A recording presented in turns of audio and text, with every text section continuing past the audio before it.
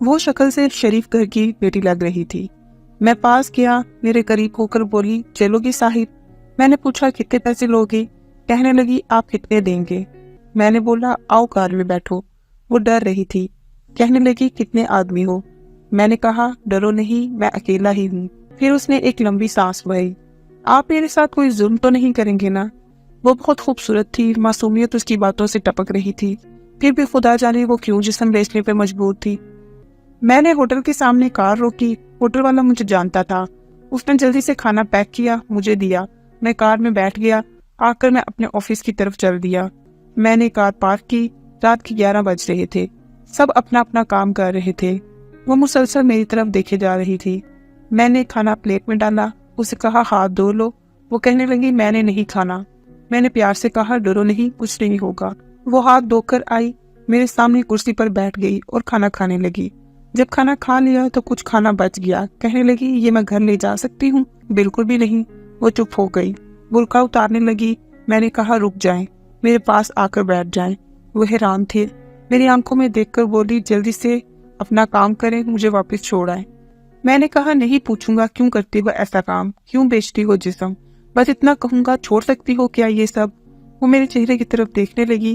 میں نے اس کے سر پر ہاتھ رکھا، پھر پرس سے 30,000 نکالے اس کے ہاتھ پہ رکھے۔ کہنے لگی میں نے نہیں لینے۔ وہ اپنے آنسو روک کے بیٹھی تھی، بار بار کہہ رہی تھی مجھے بس واپس چھوڑ کر آؤ۔ میں نے اسے یقین دلایا ڈرنے کی کوئی بات نہیں ہے۔ اس کی آنکھیں نم ہو گئی۔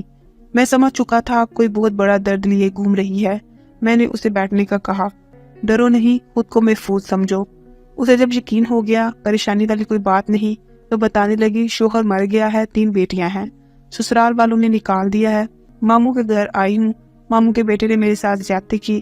میں نے جب مامی کو بتایا تو سب نے مجھے غلط کہا، مجھے دھکے دے کر گھر سے نکال دیا۔ دور کے رشتہ دار نے ایک بڈھے سے میری شادی کروائی، اس کے بچوں نے مجھے بہت ذلیل کیا، پھر وہ شوہر بھی فوت ہو گیا۔ بیٹیوں کو لیے در بدر بھٹکنے لگی، بھوک افلاس تھی، سڑک پر کھڑی تھی۔ ایک صاحب آئے، کہنے لگے 1 گھنٹے کے 5,000 دوں گا۔ نہ چاہتے ہوئے ماں کی ممتا حالات کی ستائی ہوئی کیا کرتی، آخر چل دی۔ اب ہر روز جسم بیچتی ہوں، کرائے کا گھر لیا ہے، بیٹیوں کو اکیلا چھوڑ کر آتی ہوں۔ کیا کروں؟ بہت بار سوچا خودکشی کر لوں، لیکن بیٹیوں کو دیکھ کر ہمت نہیں ہوتی۔ اس کے سر پہ ہاتھ رکھا اور اس کو کہا نعمان تمہارا بھائی ہے، آج سے تم اپنی بیٹیوں کو لو اور میرے آفس کے اوپر والے ایک روم میں رہو۔ وہ یقین نہیں کر پا رہی تھی، وہ مسلسل روئے جا رہی تھی۔ مجھے کہنے لگی آپ فرشتے ہیں۔ جولی اٹھا کر نہ جانے کتنی دعائیں دیتی رہی۔ میں نے اسے کہا جا کر سو جائیں۔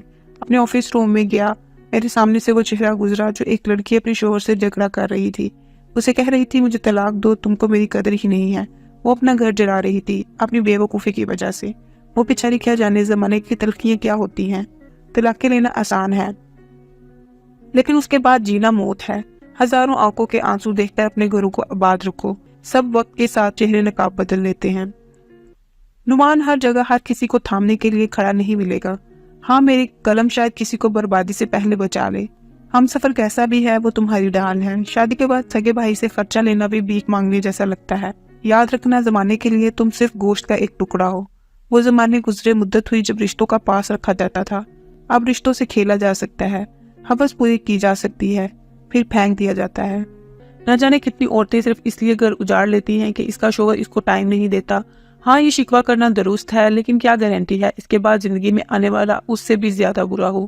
یہاں جگہ جگہ پہ لٹیرے کھڑے ہیں، عزتوں کے، خواہشوں کے، بھرم کے، بھروسے کے، اعتبار کے۔ بس آخر پہ ایک بات کہوں گا، اگر تم کو پیٹ بھرنے کے لیے 4 دیواری سے باہر نہیں جانا پڑ رہا، اگر تم کو جسم نہیں بیچنا پڑ رہا، اگر تمہارے سر پہ چادر ہے، اگر لوگ تمہارا سودا نہیں کرتے، اگر لوگ تم کو وحشیہ نہیں کہتے، اگر تمہارا دامن پاکیزہ ہے، تو نہ کرنا برباد اپنا آشیانہ، ورنہ رون دی جاؤ گی۔